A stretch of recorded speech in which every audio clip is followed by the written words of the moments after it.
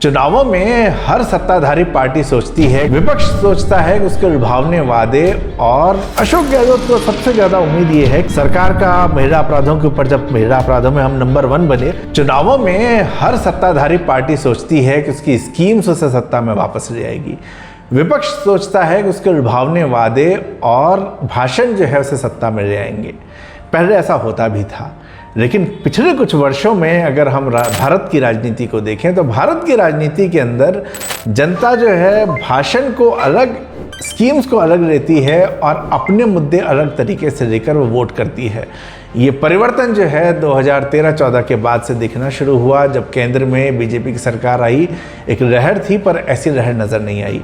अरविंद केजरीवाल की सरकार जब दिल्ली में बनी तो भी एक उसके पक्ष में माहौल था, लेकिन ऐसे लहर की उम्मीद नहीं थी। तो जनता ने अपने आप को हमेशा सेग्रीगेट किया, और अब जब राजस्थान में चुनावी बिसात बैठ चुकी है तो राजस्थान में भी मुख्यमंत्री अशोक गहलोत इसी तरह की उम्मीदें लेकर बैठे हुए हैं, और ऐसा ही कुछ बीजेपी भी मान के चल रही है कि मोदी का चेहरा और अशोक गहलोत के खिलाफ उनकी जो भाषणबाजी है वो उनके पक्ष में होगी। लेकिन हकीकत क्या है? नमस्ते दोस्तों, मेरा नाम है नवीन चौधरी और आज की पंचायती में मैं बात करने वाला हूँ अशोक गहलोत सरकार के उन कामों की जिनकी चर्चा वो नहीं करते हैं। वो काम जो असल में नीचे ज़मीन पर इम्पैक्ट करते हैं लोगों को, और वो काम जो कि वोटिंग को बहुत बड़ा इम्पैक्ट करने वाले हैं। अशोक गहलोत को सबसे ज़्यादा उम्मीद ये है कि महंगाई राहत कैंप जो उन्होंने किया, इसके अलावा उनकी हेल्थ स्कीम, चिरंजीवी स्कीम, एक ऐसी स्कीम है जो उनके पक्ष में है। उसके आधार पर जनता उनको वोट देगी। ये बात ठीक भी लगती है, लोगों को उसका लाभ हुआ। लेकिन अशोक गहलोत जिस एक सवाल का जवाब नहीं दे सकते और जिस एक चीज़ से जनता रोज जूझ रही है वो है अस्पतालों की व्यवस्था। चिरंजीवी स्कीम का लाभ तो आप उठा लेंगे, लेकिन लाभ उठाने के लिए क्या आपके अस्पताल में वो सुविधा है कि आप सरकारी अस्पताल में जा सकते हैं? पिछले 3-4 वर्षों से अगर आप अखबारों को उठा के देखें तो राजस्थान के सरकारी अस्पतालों की दुर्दशा जो है वो अलग तरीके से बयान हो रही है। कल परसों के अखबार में भी थी, और आप पढ़ते रहें, हर रोज आएगी। मुझे 2-3 घटनाएं मुझे याद आती हैं अभी इस बीच में, और मैं उसका जिक्र आपके साथ करता हूँ। एक कोटा के अस्पताल में वार्मर खराब होने से बच्चों की मृत्यु हो गई थी, जलकर वो बच्चे मर गए थे। क्या आप सोच सकते हैं कि वो परिवार किस तरीके से चिरंजीवी स्कीम या सरकार की किसी हेल्थ स्कीम को देखेगा? वो लोग जो हर रोज अस्पताल जाते हैं, जहां पर कि स्कीम की, बीमा योजना की जरूरत नहीं, जिन्हें अस्पताल में दवाइयाँ नहीं मिलती, जिन्हें डॉक्टर नहीं मिलते, वो चीज़ों को कैसे देख रहे हैं? तो राजस्थान सरकार की जो हेल्थ स्कीम बहुत प्रचारित है, अस्पतालों की जो दुर्दशा है वो कहीं ना कहीं इनके अगेंस्ट जाने वाली है। कोटा का ही एक और केस है उसी अस्पताल का, जहां पर ये बच्चों की मृत्यु हुई थी। कुछ ही दिनों के बाद आईसीयू में वहां पर जो है एक महिला, उनको लकवा मारा हुआ था और चूहे उनकी आंख को उतर के चले गए थे। उसी अस्पताल में बिजली चले जाने से मोमबत्ती की रोशनी में ऑपरेशन किया गया था। ये अस्पतालों की वास्तविक स्थिति है, और पिछले कई सालों में, मैं ये आरोप सिर्फ अशोक गहलोत पर नहीं लगाता, इनसे पहले की मुख्यमंत्री पर भी लगाता हूँ, जो 20-25 सालों में जो 2 लोग पलट के आते रहे, आखिरकार उन्होंने अस्पतालों को इतना बेहतर क्यों नहीं बनाया? चिरंजीवी स्कीम की भी हम बात करें तो चिरंजीवी स्कीम में भी जब आप अस्पताल में जाते हैं तो आपको पता चलता है कि जांच का जो एक आसान तरीका है वो नहीं, जांच के तरीके चिरंजीवी के अलग तरीके से घोषित किए गए हैं, जो कई बार बहुत ज़्यादा कष्टप्रद होते हैं मरीज के लिए। लेकिन इसको स्कीम का लाभ लेना है तो उस कष्ट के जरिए गुजरना पड़ेगा, और दुर्भाग्यवश ये गरीब तबका ही है जो चिरंजीवी का लाभ उठा रहा है, और वो मजबूर है इस स्कीम के जरिए भी उस कष्ट को पाने के लिए। तो ये ज़रूरी नहीं कि जिस स्कीम को अशोक गहलोत उम्मीद करके चल रहे हैं वो इसके ऊपर वोट पा जाएं, और उससे बड़ा दुर्भाग्य है कि भारतीय जनता पार्टी जो विपक्ष में है ये इस मुद्दे को नहीं उठा पा रही है। दूसरा बहुत महत्वपूर्ण मुद्दा, और ये मुद्दा पूरे देश के लिए महत्वपूर्ण है, वो है नौकरियां। राजस्थान में पिछले 2-3 सालों में बेरोजगारी की दर सर्वाधिक रही। यहाँ पर बहुत तेजी से बेरोजगारी बढ़ी। सरकार ने घोषणाएं बहुत सारी की, लेकिन नौकरियां नहीं मिली। एग्ज़ाम हुए, पेपर लीक हुए।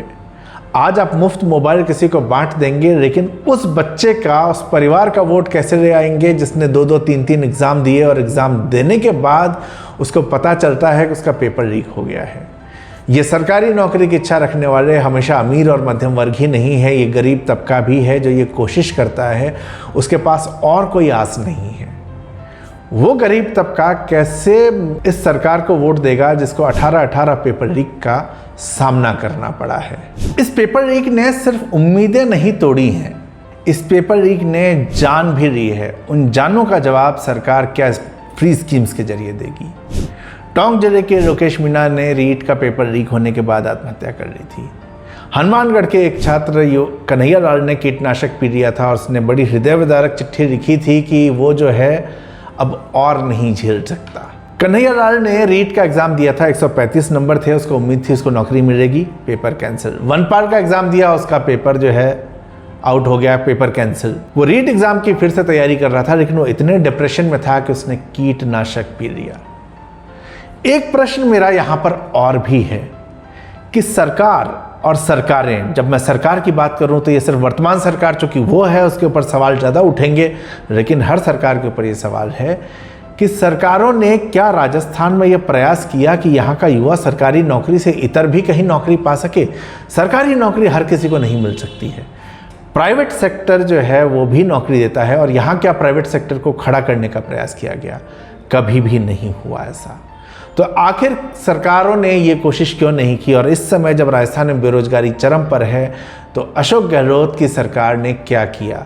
4 साल वो सिर्फ पायलट से लड़ने में उलझे रहे, अपनी पूरी स्कीम पुलिस सबको उस काम में लगा दिया उन्होंने। और चूंकि हम बात कर रहे हैं कि प्राइवेट सेक्टर में नौकरियों की, तो सवाल उठता है इन्वेस्टमेंट का। सरकार ने राज्य में इन्वेस्टमेंट लाने की दिशा में क्या कोई काम किया है? एक इन्वेस्ट समिट हुआ था, बड़ा सुंदर से, ऐसे समिट बहुत राज्यों में होते हैं। उसके बाद क्या हुआ? कितनी नौकरियां आई, कितनी कंपनीज आई? कागजों में बहुत कुछ सरकार दिखा सकती है, मीडिया में बहुत कुछ सरकार कर सकती है, लेकिन ये एक प्रश्न ये महत्वपूर्ण है कि हकीकत में ज़मीन पर क्या हुआ। और ये सवाल मेरा नहीं है, मेरे पास अपना रोजगार है, लेकिन जो आज का युवा है ये सवाल उसको पूछना चाहिए कि उसे क्या मिल रहा है।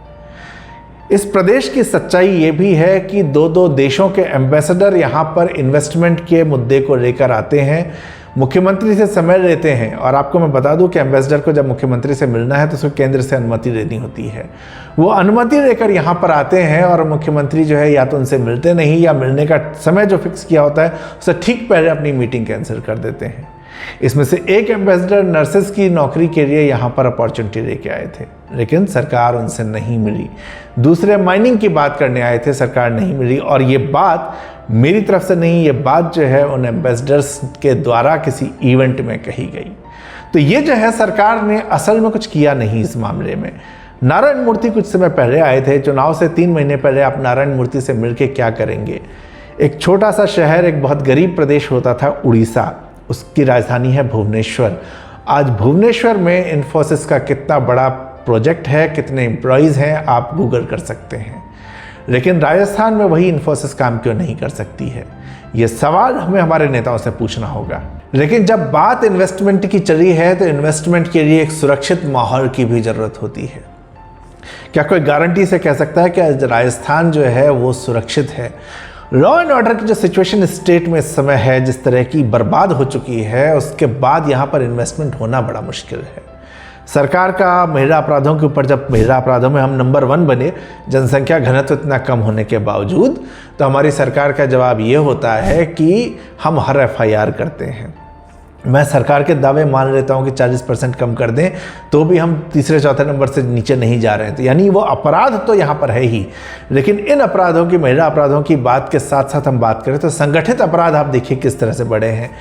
कैसे इस राज्य में गैंग्स का काम करना शुरू हुआ है। कुछ समय पहले एक क्लब के ऊपर गोलीबारी हुई थी, जेल में बैठकर धमकियां दी जा रही हैं गैंगस्टर्स के द्वारा, वो इसी सरकार में हुआ। माफिया, माइनिंग माफिया इतना बढ़ा है और ये पहले की सरकार से ही बढ़ना शुरू हुआ। उसके हौसले इतने बुलंद हुए कि उसने पुलिस वालों को डंपर से कुचल कर मार दिया और कुछ भी नहीं हुआ। क्योंकि ये जो माइनिंग माफिया है, ये माइनिंग माफिया यही राजनेता चला रहे हैं। भरतपुर का एक किस्सा है जहां पर कि एक SP को इसी चक्कर में नौकरी से हाथ धोना पड़ा, सस्पेंड हुए, क्योंकि वहां की उस जिले में एक क्षेत्र की विधायक जो है उनका वहां पर पूरा माइनिंग का बिजनेस है। तो ये सारी इलीगल चीज़ें जो हैं, और जब ये इलीगल तरीके से पैसा आता है तो इलीगल पैसा जो है इन्हीं चीज़ों में लगता है जहाँ से अपराध बढ़ रहे हैं, और ये आम आदमी एक बार फिर से इसके अंदर पिसता है।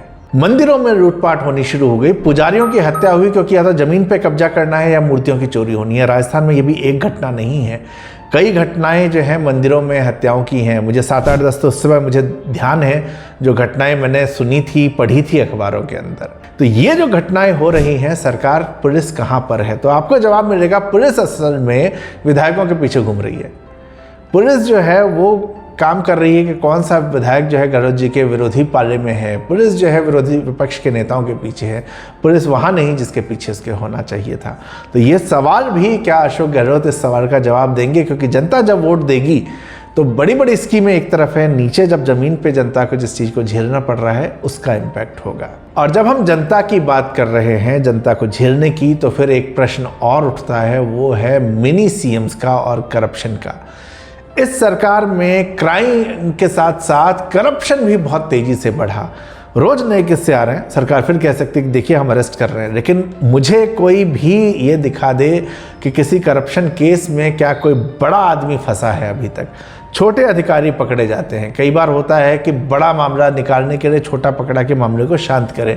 आप रिकॉर्ड देख लीजिए, 50,000, 25,000, 2 लाख, 3 लाख की घूस वाले लोग पकड़े गए हैं।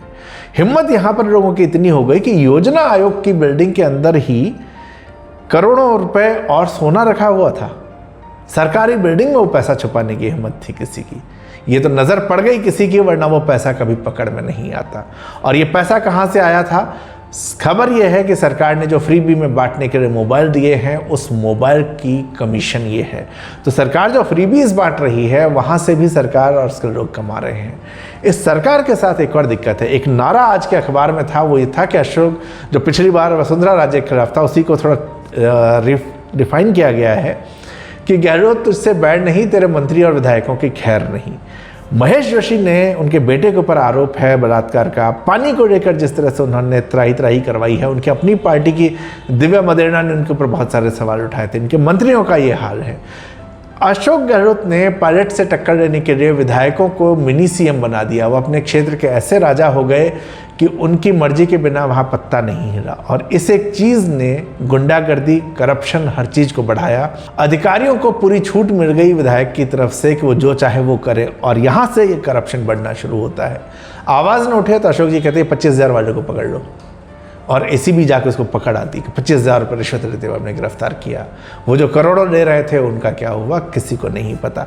जनता जो है, क्या उन विधायकों को, उन मंत्रियों को इस बार वोट देने वाली है? ये भी एक प्रश्न है। सरकार जिस तरह से फ्रीबीज बांट रही है, उस फ्रीबीज में जो स्टेट की सिचुएशन होती जा रही है फाइनेंशियल, वो क्राइसिस में है अभी।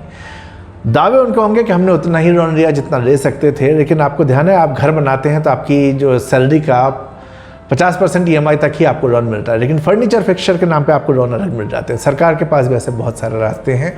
और आज क्या सरकार ये जवाब दे पाएगी कि रिपीट हो जाए तो जनवरी में क्या यही सरकार सैलरी देने की सिचुएशन में है? अगर आप सरकारी कर्मचारी, आपके डिपार्टमेंट में सैलरी नहीं आ रही, तो सवाल आपको सोचना पड़ेगा कि आप आज एक छोटी सी चीज़ मुफ्त लेने के चक्कर में किस चीज़ को खो रहे हैं। और जब फ्री बेस की बात आती है तो कोई कहेगा कि गरीबों को क्यों न मिले सामान? बिल्कुल मिलना चाहिए, जिसे ज़रूरत है। एक वेलफेयर स्टेट के अंदर इस चीज़ की बहुत ज़्यादा ज़रूरत होती है कि हम जो है समाज के पिछड़े तबके को आगे बढ़ाने के लिए मदद करें। लेकिन जो पॉइंट है वो है आगे बढ़ाने के लिए मदद करें। मदद करने में जहाँ ज़रूरत है वहाँ उनको सब्सिडी दी जाए, स्कीम दी जाए, लेकिन मुफ्त की चीज़ें वो बांटी जाए जिसकी कोई ज़रूरत नहीं है। क्या करेंगे मोबाइल का, मुफ्त के मोबाइल का? उस पर स्कीम तो एंड में मोदी जी अपनी चला देंगे।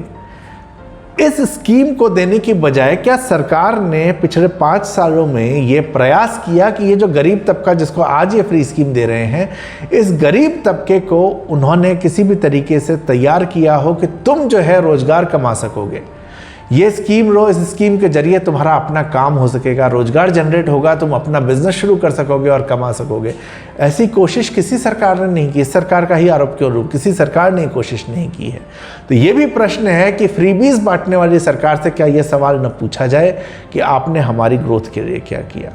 चुनाव नज़दीक हैं और ये सवाल अशोक गहलोत सरकार से तो पूछने ही चाहिए जनता को। और मुझे लगता है कि ऐसे मुद्दे हैं जो जनता के लिए बड़े मायने रखेंगे। जनता की वोटिंग असल में इन चीज़ों पे होने वाली है। भूल जाइए स्कीम्स जो थी वो स्कीम्स मिल गई जनता को, लेकिन ये सवाल सिर्फ कांग्रेस से नहीं। जब बीजेपी का कैंडिडेट आपके यहाँ आए, RLP का कैंडिडेट आए, तो ये सवाल आप उनसे भी पूछिएगा कि आप तो विपक्ष में थे, आपने इसके ऊपर क्या किया। आपकी पहले सरकार थी, तब आपकी पहले सरकार ने इसके ऊपर क्या किया, और विपक्ष में रहते हुए आपने इन पे कितने सवाल उठाए, कितनी बार इन मुद्दों को लेकर आंदोलन किया। मुद्दे और भी बहुत सारे हैं। किसानों का मुद्दा है, उनके कर्ज माफ़ी का मुद्दा है। किसानों को रात में बिजली दी जाती थी, रात को 2:30-3 बजे सर्दियों में उन्होंने जो है पानी खेतों में डाला और ठंड की वजह से किसानों की मृत्यु हो गई। कर्ज माफ़ी के किस्से हैं। आप अगर मुद्दों में जाएंगे तो हर जगह जो है, इंडस्ट्रीज से लेकर हर जगह बहुत सारे मुद्दे हैं, लेकिन 4-5 कुछ बड़े मुद्दे थे जो मुझे लगा हर आदमी को इम्पैक्ट कर रहे हैं, उसकी आज बात करते हैं। तो ये सवाल ज़रूर पूछिएगा अपने यहाँ वोट मांगने वाले हर आदमी से। तब तक के लिए जुड़े रहिए पंचायती के साथ और सब्सक्राइब करें, शेयर करें। बहुत बहुत धन्यवाद आपका।